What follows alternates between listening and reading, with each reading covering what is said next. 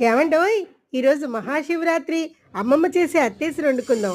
దానికోసం ఒక చెక్క కొబ్బరికూరు, ఒక కప్పు పెసరపప్పు దోరగా వేపించుకుని, ఒక గ్లాసు బియ్యం 2 కలిపి కడిగేసి, దానికి డబల్ సరిపడా నీళ్లు పోసుకుని, రుచికి సరిపడా ఉప్పు, మనం కోరుకున్న కొబ్బరి, ఒక స్పూన్ నెయ్యి వేసి 3 విజిల్స్ రానివ్వండి.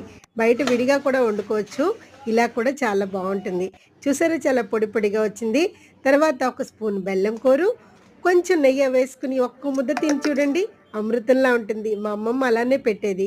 తర్వాత మనం చిక్కుడుకాయలు ఉల్లి, వెల్లుల్లి లేకుండా ఫ్రై చేసుకుందాం. ఆయిల్ బాగా వేడెక్కిన తర్వాత ప్యాన్‌లో మనం ఈ చిక్కుడుకాయలన్నీ వేసి ఉప్పు, పసుపు వేసుకున్నాక మిక్సీలో కొంచెం 4 ఎండుమిరపకాయలు, కొంచెం గసగసాలు, చిన్న అల్లం ముక్క వేసి కచ్చామచ్చాగా కొట్టుకోండి. తర్వాత దీనిలో వేసేసి కొంచెం వేపిన తర్వాత కొంచెం బెల్లం వేసి చక్కగా ఫ్రై చేసుకోండి. పచ్చి పులుసు కాంబినేషన్‌తో